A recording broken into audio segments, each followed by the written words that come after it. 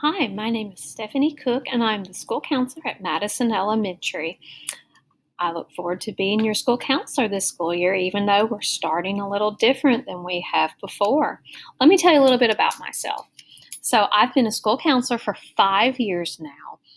I was at Discovery Middle School for 2 years. I was at James Clemens High School for 1 year, and then I was at Bob Jones for 5 years. So I made the swap from secondary to elementary, and I do not regret it. But yes, I've been here for 5 years, so I'm starting my 6th year. This is my family. I married my college sweetheart, Justin Cook, and we have two little girls. Charlie is going into 4th grade, and then I have Carson, and she's going into kindergarten. We also have our golden retriever, Chaz, and in our spare time, we like to take our boat out. As you can see, I like kneeboarding, my girls like surfing, and we also like to go hiking. We live in Madison, Alabama. So today, boys and girls, what we're going to talk about is what a school counselor does. So there's different things that I'm responsible for, and it's kind of like what I tell my students every year is I'm here to take care of you, I'm here to look out for you, and I'm here to make sure that you feel safe and you feel comfortable. So we're going to look at how we look out for kids needing help, we listen to your problems. School counselor may ask questions if you're not safe, hugs and high fives. School counselors walk kids around. They help you head for success. We keep what you say sealed. We care about everybody. We sniff out trouble, and we always give smiles. So the first thing, and we're going to use my little Mr. Potato Head here, is we care about everybody. I care about each and every one of you.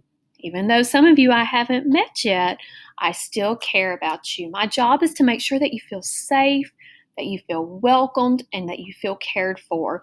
And if you didn't know, Madison Elementary is the #1 school in Alabama. So congratulations on that. So I want you to know that I will always be here for you. And once you're a student of mine, you will always be one of my students. You can ask some of my middle school students or high school students. Once you are one of my kids, I will take care of you and for as long as I can. The next thing are the eyes of my Mrs. Potato Head. So with my eyes, I look for problems. I'm constantly looking at students, trying to see what problems they're having. You'll see me in the hallway, inside your classrooms, in the cafeteria, the gym, playground. You'll see me everywhere once we get back into the building, and I'm looking at you. If I see a student is upset or sad, I'm going to drop what I'm doing to make sure that that kid's taken care of. Now, since we're not starting the same way, I have a referral form on my page, and we'll get to that in just a minute. But I want you to know, even though I can't see you, I'm still here for you, okay? And the way that I see if a kid needs me is I read their body language. I look at facial expressions. But where we're not here, I'm going to use my referral form in case you need me. I can't see you, but I'll still be there for you. My ears. This is probably the strongest part of a school counselor. I'm here to listen. Whatever your problem is, I will always be here for you. And you know what? No problem is too small. Have you ever heard the expression, it's easy to be a kid? No, it's not. Being a kid is tough, but I want you to know that no problem is too small. All right? So what might seem like a small problem to one person, it may feel like a big problem to somebody else. And so some problems you may have, it might be maybe you're having trouble with a friend. Maybe you're having trouble with your family, getting along with a brother or sister. Maybe you're getting a little overwhelmed with school. Or maybe you're just having some hard emotions and you don't know how to get through them. Sometimes we all just need somebody to talk to, and I am that person. I am always here to listen for you. My hands. Well, my hands, I usually use them for hugs, and I promise once all of this goes away, I'm going to get right back to giving out my hugs. But I'm constantly giving hugs and high fives. but I also want to help you with your problems. That's what I use my hands for. We can do classroom guidance lessons like this. Once we get back into the building, we can do small group. I even do individual sessions where I might talk with you one-on-one, but my hands help me be a problem solver. My nose. My nose, I use it to sniff out trouble. And the way that I do that is by talking with students. I talk with your parents and I talk with teachers. I want to understand the whole problem and I want to see it from everyone's side. So I find the problem and then I try to give students the tools and skills to help fix their problem. My feet. I do a lot of running around. In fact, one time I counted how many miles I went, and I'd went 32 miles in 1 week just from running around the building. But I try so hard to be present. I want kids to see me. I don't want to be locked away in a classroom or an office. I want kids to know that I'm there. But I use my feet to help around the school. I walk kids to classes, especially when they're confused or lost those first couple of days in the building. I'm there. I will make sure that you get to class and I will make sure that you know where everything is. But I like to be seen in the building. My mouth. Well, I use my mouth a lot of times for smiling and talking, but I also want you to know that my lips are sealed. Anytime you tell me a secret, I keep that secret. Maybe you're not getting along with a friend, but you don't want that friend to know. I keep that secret. Maybe you're not getting along with your teacher very well. I keep that secret. I want to be a safe place for you. Now, if you are in danger, if you are being harmed, or if you are harming yourself, or if you know of somebody who's being harmed, I cannot keep that secret.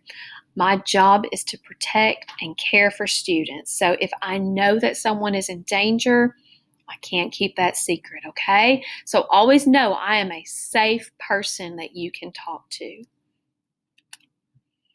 I want you to head for success. And so the type of lessons that we'll be doing this year, we'll be doing some academic lessons. We'll talk about ways to be a good student, how to do well on tests, how to study, how to organize, everything to help you be successful we'll talk about. We're even going to talk about careers. We're going to talk about how we take our interests and skills and how we turn that into a possible career. For instance, I love talking, I love working with children, and I love helping people discover the best versions of themselves. So I use that to help me become a school counselor. We're also going to talk about social and personal issues. We're going to talk about how to be a good friend, how to be respectful, how to be responsible. We're going to talk about different character traits and how to be the best version of yourself. All right, so I know that coming to school, some of you are a little nervous, especially you kindergartners. So let's watch a video about Mr. Fish. Mr. Fish is nervously awaiting his first day of school, and he frets about not knowing how to write his name, how to draw shapes, how to do math, until he's reassured that school is the perfect place to learn how to master all of these new skills. So let's listen to the story.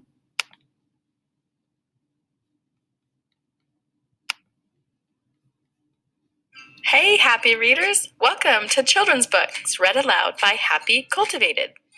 The Pout Pout Fish Goes to School by Deborah Dyson. Pictures by Dan Hanna. Click that subscribe button for more children's books.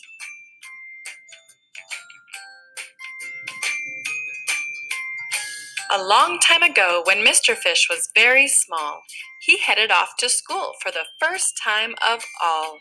With a smooch from his parents and excited for his day, Mr. Fish rushed in. Then he lost his way. The big fish around him knew exactly where to go, finding lockers, finding classes, in a fast, smart flow. Mr. Fish, left behind with his grin sinking thin, finally stopped at a doorway, and he shyly looked in. The class was doing writing, and most everybody knew it. So he tried to print his name, but he just couldn't do it. So he flub, flub, frowned, making blub, blub, bubbles. Then he plopped down his pencil, and he counted off his troubles. Trouble 1, I'm not smart. Trouble 2, I'll never get it. Trouble 3, I don't belong. So 4, I should forget it. He floated with a frown down the long corridor.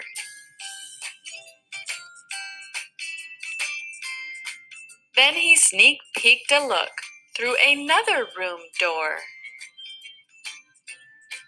The class was drawing shapes, and most everybody knew it.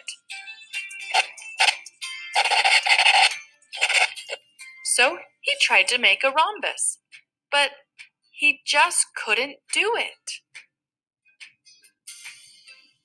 So he flub, flub, frowned, making blub, blub, bubbles. Then he plopped down his pencil, and he counted off his troubles. Trouble 1, I'm not smart. Trouble 2, I'll never get it. Trouble 3, I don't belong. So 4, I should forget it. He drifted down the hallway with a doubt face, till he spied another doorway. Maybe this was his place. The class was doing math, and most everybody knew it. So he tried long division, but he just couldn't do it. So he flub, flub, frowned, making blub, blub, bubbles. Then he plopped down his pencil, and he counted off his troubles. Trouble 1, I'm not smart. Trouble 2, I'll never get it. Trouble 3, I don't belong. So 4, forget it! He rushed toward the exit. That's enough, I say. School is way too tough, and I'm not going to stay. Then a soft, kind voice said, Don't you fret. You don't have to know things you haven't learned yet.